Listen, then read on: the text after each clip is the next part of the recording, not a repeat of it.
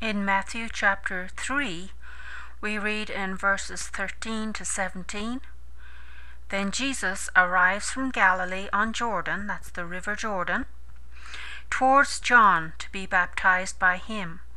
But John used to thoroughly hinder him," Jesus, "saying, I have need to be baptized by you, and you come towards me? But Jesus, having answered, said towards him, You must leave me now, for thus it is becoming for us to fulfill all righteousness." Then John leaves Jesus. But Jesus, having been baptized, ascended immediately from the water, and look, the heavens were opened, and he saw the Spirit of God descending as though a dove coming down on him. And look, a sound out from the heavens saying, "This is my Son, the loved Son, in whom I consider it good." So we see that Jesus approached and came from Galilee down upon the Jordan, the river Jordan, towards John, for the purpose of being baptized by John. But John was hindering Jesus thoroughly, preventing or blocking him. He was continually cutting him short from what Jesus wanted to do. And John was saying to Jesus emphatically, I have a necessity due to lack because of not having that which is needed for my use, which is to be baptized by you, Jesus, whereby you are the one doing the baptizing. And emphatically, you come towards me? John knew that the Christ would baptize with Holy Spirit and fire, and so from John's viewpoint it was the wrong way around. He did not understand why Jesus would want to be baptized by him, which was a water baptism, and so he was hindering Jesus and told him his logic, asking him to explain. And Jesus did so. Jesus answered by saying towards John, You must leave me now. And of course that means in the sense of, let it go from your concern as to what I do. Dismiss me, and thereby permit me to do what I want to do at this moment. For in this manner it is presently becoming. It is distinguishable, suitable, proper for us to fulfill all righteousness, to fill or make full every justice, all justness, and this was part of it. Then John leaves Jesus do what Jesus wanted to do, which was for John to baptize him in the Jordan River at that time.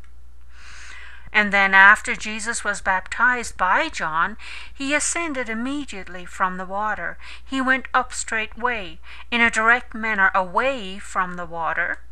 He was not in the water anymore. And look, behold, see, pay attention. The heavens were caused to open, and Jesus saw the Spirit of God descending as though a dove coming on him.